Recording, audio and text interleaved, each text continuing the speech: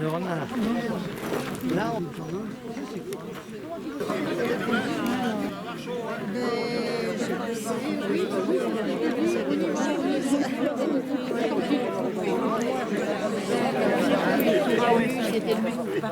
ça c'est évident, mais ça m'étonne pas, c'est ça, tu vois.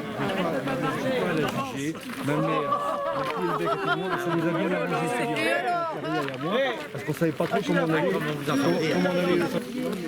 T'es pas obligé, les films. Même blanc, ça y est. Jacqueline, en anglais?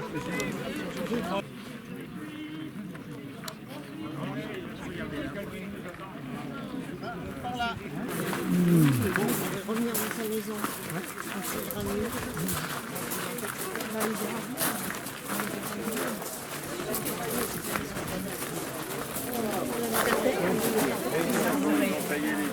Passer sur des... Ah oui, c'est bien ce que c'est chouette.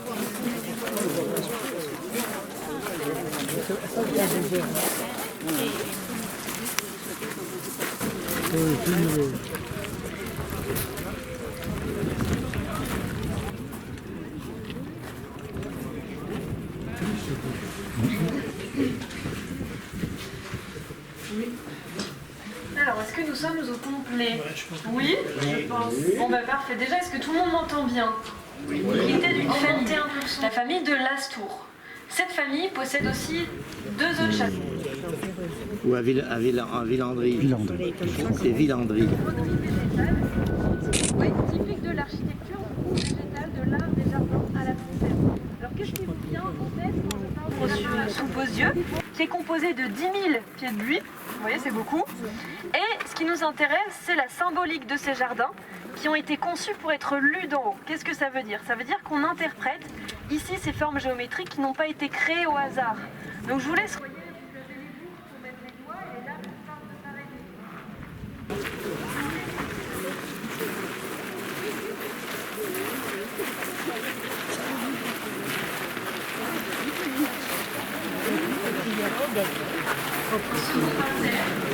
Qui est purement décoratif. Là, il y a beaucoup moins de symbolique.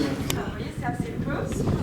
On est quasiment pareil avec Marc et Sac qui reconstituer un petit peu la collection de Hautefort. Mais oui, quand même. Donc vous voyez, c'est récent, hein, c'est 68 ans, tout ça.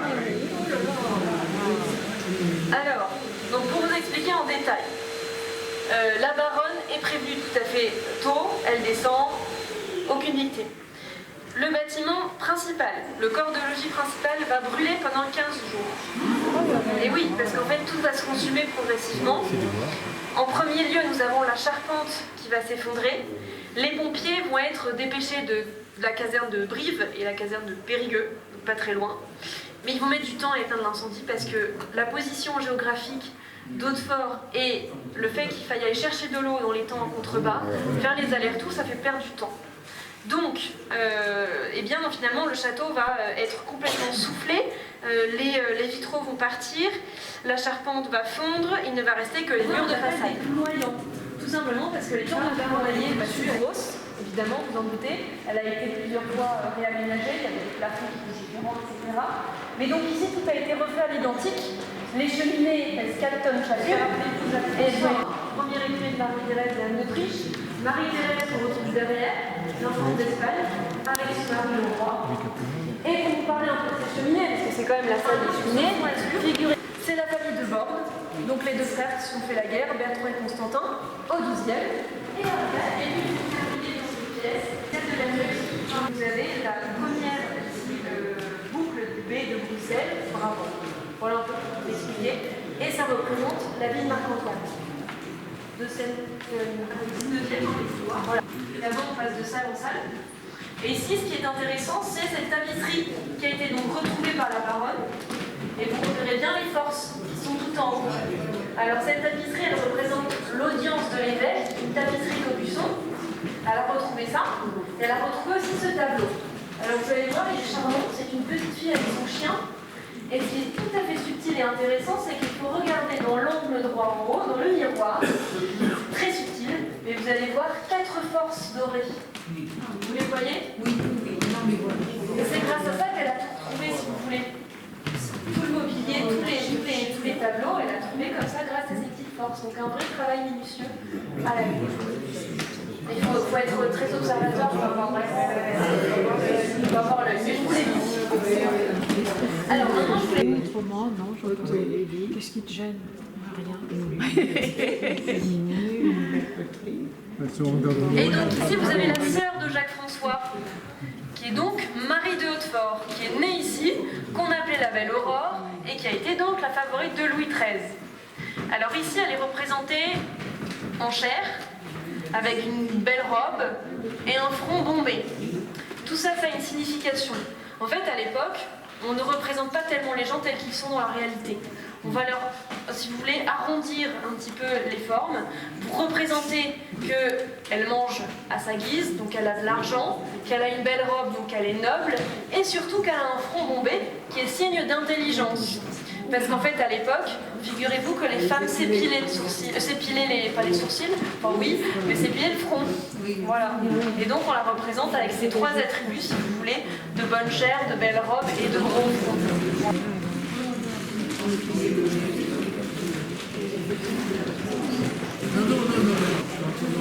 C'est les tableaux. Alors, vous avez une très belle collection de tableaux. Si vous y connaissez un petit peu, vous allez voir, vous allez avancer progressivement, ne vous inquiétez pas. Vous avez derrière vous, messieurs, dames, ici sont toutes. Alors, figurez-vous que ce tableau a été authentifié comme étant un fragonard. Donc un fragonard, c'est quand même un tableau qui a une certaine valeur. Et donc on a de la chance d'avoir pu acquérir ce tableau.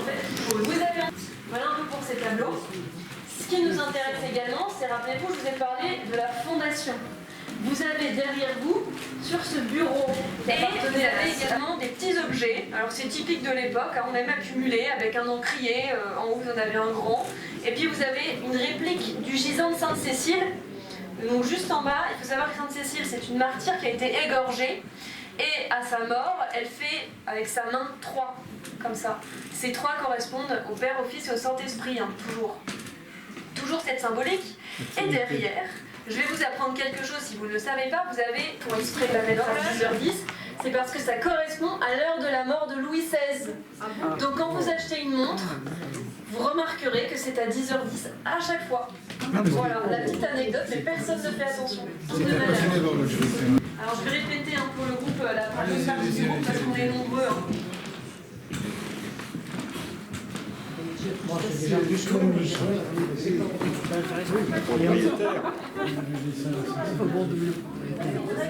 c'est encore pire. Et donc maintenant, c'est la chambre où dormait la baronne. Vous noterez que le lit est assez haut. Mais ce sont les lits en fait à l'époque. Peut-être que vous avez dû connaître, vous, des jeunes, des lits comme ça un petit peu, étant plus jeunes. Et ce qui est intéressant aussi dans cette pièce, c'est qu'au 18e, on commence à avoir des murs colorés. Avant, c'était pas tellement ça, on mettait des tentures, des tapisseries. Là, on vient opter pour des couleurs un peu plus osées, si je puis dire.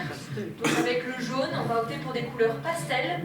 Et là, vous avez ce très beau vert d'eau qui est utilisé ici pour rappeler bien les couleurs du dessus de lit, du tapis. Enfin voilà, c'est vraiment l'objectif. Et puis vous avez aussi au centre cette sorte de méridienne qu'on appelle duchesse, qui est tout à fait agréable. Je me suis assise dessus, voilà, qui permettait donc de lire. Et derrière, vous avez un très beau secrétaire qu'on appelle bonheur du jour. Voilà, très poétique. Et figurez-vous que ce secrétaire, c'est quand même une rareté parce qu'il a été fait en bois de violette. Qu'est-ce que c'est? Ce bois, quand on le coupe, il a une teinte violette. Donc quand il a été créé, ce bois, il était violet. Ce meuble était violet à la base. Et en fait, avec le temps, il brunit. Malheureusement, il perd de sa couleur. Mais à l'époque, vous imaginez que c'était quelque chose de tout à fait magnifique. Voilà pourquoi ça s'appelait bonheur.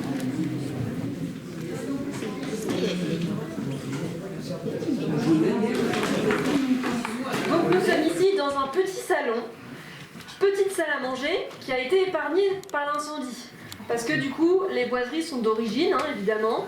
Les fresques ont été un petit peu abîmées, parce que même si ça a été relativement épargné par l'incendie, les fumées ont beaucoup marqué, notamment les couleurs. On le voit ici, vous avez un reflet un petit peu sur les yeux des personnages. Ça, ce sont les fumées qui ont abîmé en fait, les boiseries. Cette pièce, elle a accueilli plusieurs choses. Hein. À l'époque, les salles n'avaient pas d'utilité particulière. On faisait un peu ce qu'on voulait dans chaque pièce.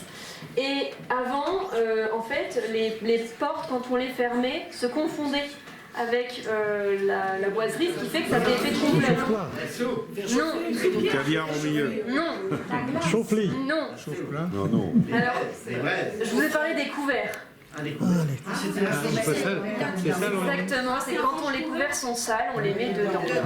Voilà, c'est pour mettre tous les couverts. La vaisselle. Oui, un petit peu. Ça tous les faits. Voilà, on en fait deux comme ça.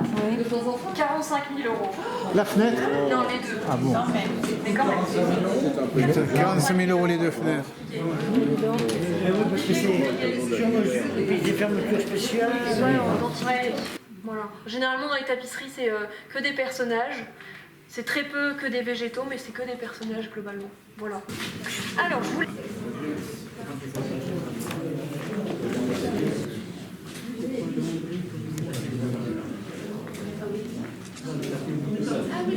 C'est donc la table que vous avez derrière vous, c'est une table de cuisine. Alors, c'est une table de cuisine dans laquelle on ne s'assoit pas, hein. On ne se met pas autour de cette table parce qu'elle est bien trop basse. Elle sert à quoi? Elle sert à couper le gibier. Donc c'est une table très épaisse en chêne qui pèse 500 kg et qu'on a monté ici un petit peu pour montrer donc, ces fameuses assiettes de... Voilà. J'espère que la vidéo vous a plu. Oui, ce gros. Il entend. Problème. Bon, maintenant, il faut la redescendre.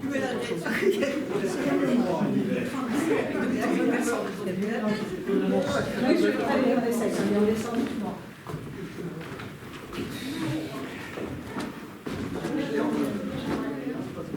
Ah, depuis une échelle.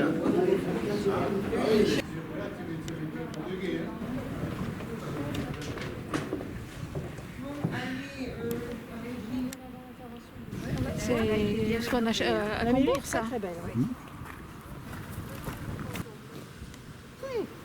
Oh, il a des idées. C'est vrai.